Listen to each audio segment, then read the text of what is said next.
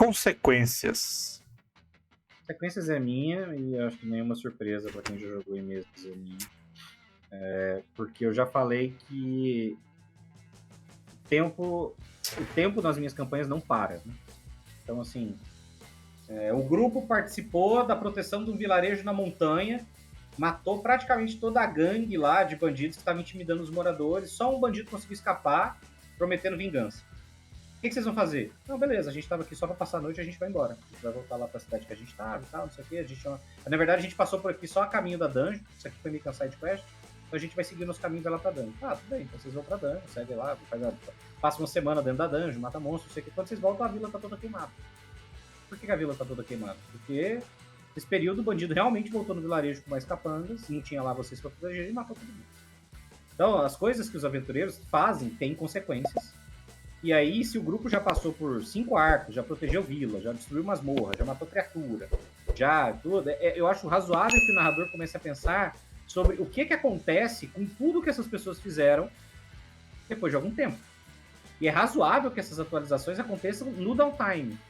Por quê? Porque em vários momentos você quer deixar claro para as pessoas que as coisas que eles fazem têm consequências e que às vezes são irremediáveis. Então, assim, se por acaso você dá algum indicativo no meio da aventura, cara, no meio da masmorra, vocês lembram, o bandido falou que ia voltar. Vocês vão abandonar tudo e voltar lá para tentar proteger a vila de novo, não sei o que e tal. Pode acontecer. Então, assim, não quero que eles tenham consciência do que eles fizeram, da maneira como eles fizeram, não foi certo. Eles poderiam ter negociado, eles poderiam ter matado todo mundo para dar um recado, sei lá, alguma coisa do tipo. Então, essa lógica de você usar o downtime para dar as consequências das coisas, eu acho que ela vale. O mundo segue enquanto você está se aventurando. Os planos que vocês não interromperam progridem. O vilão que vocês não derrotaram evoluiu, se tornou mais forte, juntou mais seguidores, ficou mais poderoso. As coisas não deixam de acontecer enquanto o grupo segue a vida. E o downtime talvez seja o momento justamente para isso. Como as coisas que seguiram acontecendo estão acontecendo no mundo, e o downtime é o momento em que você mostra o que aconteceu no mundo para as pessoas, esse é o momento perfeito para você lembrar elas o que aconteceu. Então, assim, eu faço... Eu acho que ele entra um pouco naquilo que você tinha falado de amarração, né, de costura. Porque justamente esse exemplo que você deu, por exemplo, tem três bosses, você matou 2 e um fugiu. E aí, nesse momento que um fugiu, normalmente ele não vai imediatamente agir, fazer outra coisa, tipo, nossa, beleza, a dungeon do lado que eu tava aguardando por esse momento já tá pronta, pode vir, galera. Então, você tem até que dar o tempo pro próprio vilão dar uma respirada e, tipo, se reforçar e voltar a fazer alguma coisa. Então, é o tempo que passou 2 semanas enquanto vocês estão na cidade e tal, e aí vocês ficaram sabendo que em tal lugar o vilão atacou novamente. Beleza, deu tempo de dar um downtime e as consequências daquele vilão ter fugido. Ele continuou as malvadezas dele em outro lugar, ou ele chegou ali na cidade de novo e deu tapa na cara dos caras. Então, tudo isso serve para amarrar a história para que, como você falou, o mundo continue girando. Não precisa ser só consequência negativa, não, tá? Porque o Brunão, uma vez, uma história que durou muito tempo, ele era um nobre, e ele, como nobre, ele tinha terras, tinha funções, mas ele também era parte da nobreza ligada ao baronato, né? Então, o baronato geralmente é mais militarizado, eles ficam cuidando de terras que normalmente precisam ser protegidas, né? Os barões não ficam com as terras mais protegidas, elas ficam com aquelas terras mais afastadas. E geralmente eles guiam milícias. Então ele tinha as milícias dele, fazia as aventuras dele. E ele passou muito tempo combatendo uma galera que era invasora. E sempre que ele podia, ele explorava a região para pegar uma galerinha ali que não era parte do reino dele, mas fazer aliança e tudo mais. E numa dessas ele achou uma montanha, e essa montanha ela estava sem dono. Aí chegou lá, não tinha nada, tinha umas ruínas lá, e descobriu que essas ruínas eram ruínas anãs de um povo anão que já tinha vivido lá há muito tempo e já não tinha mais nada, mas eles não abandonaram, eles meio que foram totalmente dizimados. E como ele conhecia muito dos anões, ele tinha relação com o povo anão lá, ele começou a ver semelhanças. Ele chegou e falou assim: já sei o que eu vou fazer. Aí, para impedir o ataque, ele chegou aí lá nesse grupamento anão e falou assim: galera, é o seguinte, vocês conhecem um povo anão que vive em tal lugar assim assado? Os caras falaram assim: cara, isso aí é uma galera aí que era que era dos nossos ancestrais aí, eles perderam a montanha, nós nunca mais chegamos lá, perdemos o lugar, não sabemos onde fica, procuramos e tal. Eu falei, não, eu achei. Junto a galera aí, bora lá, vocês ajudam a gente a defender o terreno e eu ajudo vocês a entrar lá. E essa história foi prosseguindo nessas pequenas guerras de invasão e ao mesmo tempo ele foi ajudando a galera a entrar, descobriu que tinha minério, tomar a montanha de volta, etc. E aí, beleza. Quando terminou, o downtime foi o seguinte, foi um período de 2 anos, 3 anos, onde houve negociações dele como barão, com duques, com condes, com o próprio rei e com os anões, e eles começaram a desenvolver um plano, e ele reservou parte da fortuna que ele tinha, e trocou favores, isso tudo no downtime. E o que aconteceu foi que eles iam fazer um trabalho junto com os anões de mineração. Os anões iam ficar com parte de certos minérios, os humanos iam ficar com parte de outros minérios. Os humanos iam ajudar eles a construírem as forjas e a cidade, e os anões iam ajudar na exploração e na tratativa. E depois de certo tempo, ia ficar só para os anões. E aí cada um ia ter uma porcentagem do que ia sair de lá. E o cara começou a fazer o pé de meia dele, porque ele tinha uma pequena fração do que estava sendo produzido ali. E ele não queria dinheiro, ele queria material. É bom porque você passou 2 anos ali, é um tempo de reconstrução, né? Tipo, você falou, eram umas ruínas de um lugar que tava meio baixo astral. E aí depois que vocês limparam, não é todo dia que vai... Nossa, todo dia vai ter uma invasão nova de uma tribo nova de orcs ou de bicho do mal lá que tava enterrado. E a gente vai precisar todos os dias estar lutando contra isso. Não, limpou, passou um tempo ali, já garantiu a segurança. Vamos passar um tempo pra frente porque vai reconstruir e aí vai passar a ter utilidade aquele lugar como um entreposto comercial ou uma mineração, alguma coisa assim. Exato. E ele virou um lorde da fronteira, ele virou um aliado dos anões, conseguia metal de alta qualidade para produzir equipamento de melhor qualidade para os soldados dele, e isso aí acabou, essas consequências dos atos e da negociação no downtime acabou aumentando o status dele, o que justificou o aumento de nível. Ele acabou virando conde futuramente por causa disso.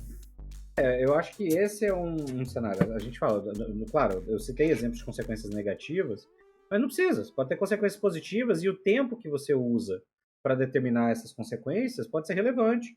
Você faz um time skipping de 30 anos e a vila que vocês salvaram lá e tal, você volta nela e, pô, tem uma estátua de vocês.